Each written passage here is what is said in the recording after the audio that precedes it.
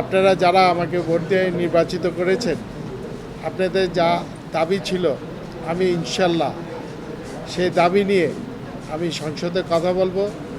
আপনাদের এই দাবি বাস্তবায়নের জন্য আমি সর্বোচ্চ চেষ্টা করে যাব এবং মা বোনদেরকে বলে যাই, হতাশ হবেন না। ইনশাল্লাহ আমরা হয়তো কিছুদিনের মধ্যে আমরা প্রতিকার নিব, সংসদে যাব, বাজেট পাশ করানোর জন্য সর্বোচ্চ চেষ্টা করব।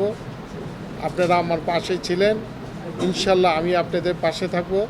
আমি সবসময় আপনাদের খেদমত করার জন্য আপনাদের কাছাকাছি থাকব, আপনাদের সুখ দুঃখের জন্য কাছে থাকব, ব্যবসায়ী বান্ধব থাকব।